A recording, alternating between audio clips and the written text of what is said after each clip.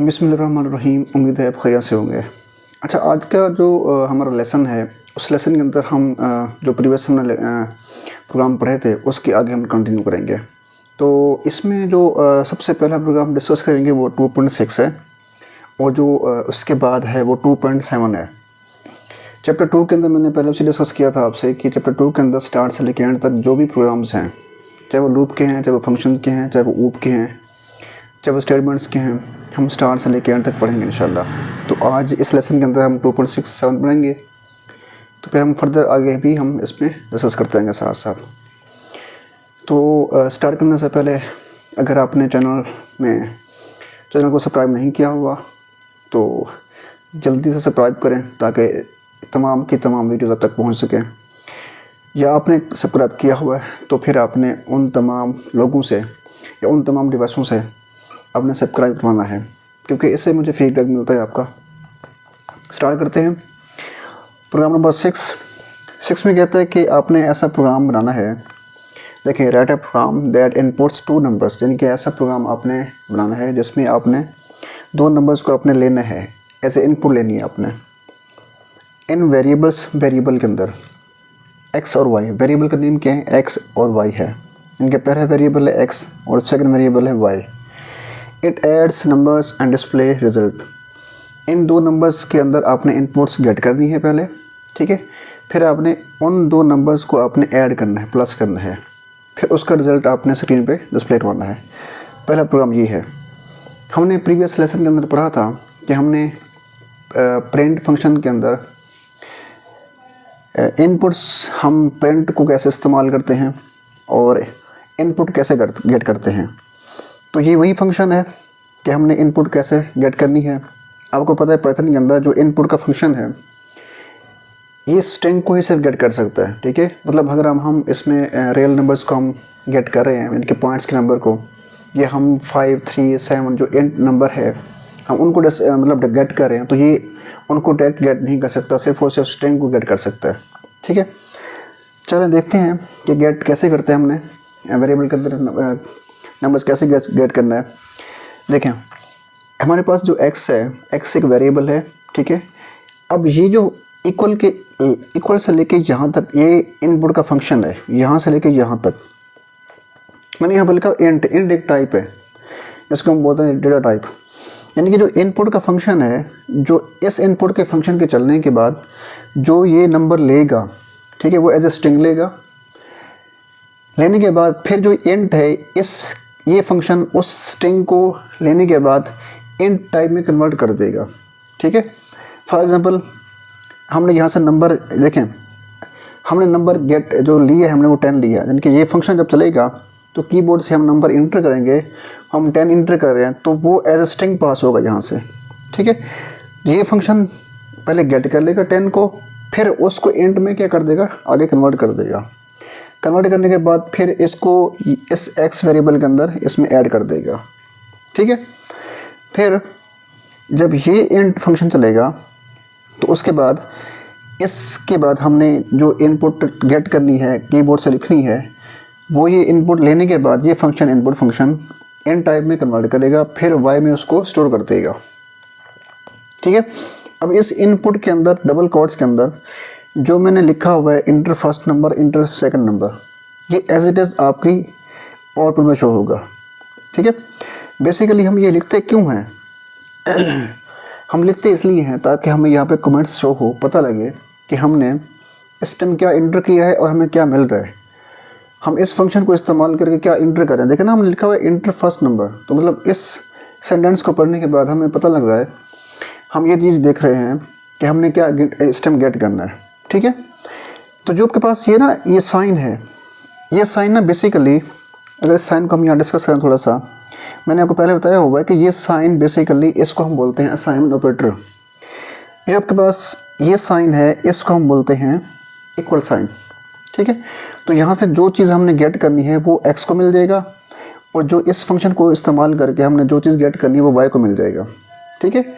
अगर आपने इनपुट के फंक्शन के ऊपर आपने डिस्कस करना है, आपने इसको समझना है आपने, तो इसका एक लेसन आपके पास है, इसके मैं डिस्क्रिप्शन में दे दूँगा इसका लेसन, इसका जो लिंक है उसको आप देखिएगा, इंशाल्लाह समझ आ जाएगा आपको ठीक है। अब हमने x के अंदर हमने 10 गेट किया है, यानी कि x की वैल्यू 10 है और y की वैल्यू यहाँ पे क्या है 20 है, ठीक है।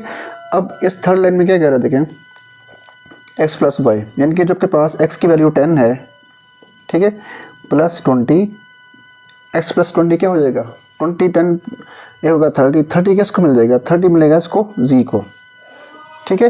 मतलब z एक वेरिएबल है, z के अंदर हमने 30 इस टाइम ऐड करवा दिया, स्टोर करवा दिया, ठीक है। अब ये प्रिंट क्या करेगा, ये फंक्शन है जो डिस्प्ले करता है प्रिंट पाइथन के अंदर तमाम के तमाम आउटपुट्स को, रिजल्ट्स को। मैंने आपको पहले बताया हुआ है कि इन डबल कोट्स के अंदर जो भी यहाँ पे लिखेंगे आप, वो सेम आपके आउटपुट में शो हो जाएगा। देखें द रिज़ल्ट, उसके बाद इक्वल, द रिज़ल्ट, उसके बाद यहाँ पे लिखा हुआ इक्वल, तो ये सेम टू सेम यहाँ पे क्या हो जाएगा, एज ए प्रिंट हो जाएगा। उसके बाद कॉमा के बाद लिखा है जी, तो जो जी में इस टाइम ऑलरेडी स्टोर्ड है वो यहाँ पे क्या स्टोर्ड 30, तो यहाँ पे 30 क्या हो जाएगा, यहाँ पे प्रिंट हो जाएगा। तो ये तो था आपके पास 2.6। अब हम चलते हैं 2.7 के ऊपर। देखिए 2.7 में क्या कहता है हमने ऐसा प्रोग्राम बनाना है जिसमें रीड करना है अपने 4 इंटीजर्स एंड प्रिंट करना है उसका सम, प्रोडक्ट एंड उसके एवरेज। यानी कि हमने सबसे पहले वेरिएबल लेने हैं चार वेरिएबल लेने के उसके बाद हमने इनपुट फंक्शन को इस्तेमाल करके हमने उन वेरिएबल्स के अंदर इनपुट्स गेट करनी है, ठीक है। फिर उन 4 इनपुट्स को हमने प्लस करना है, उनको मल्टीप्लाई करना है, उनकी हमने फिर एवरेज निकालनी है, ठीक है।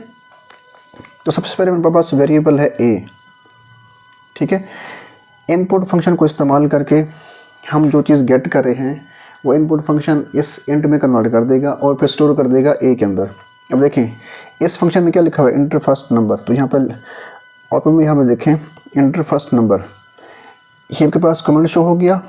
फिर ये फंक्शन चला, इसने इनपुट गेट की, हमने कीबोर्ड से कुछ लिखा वो कीबोर्ड लिखने के बाद इनपुट उस नंबर को गेट करेगा और एंड में उस टाइप को कन्वर्ट कर देगा एंड टाइप के अंदर और फिर ए में स्टोर कर देगा।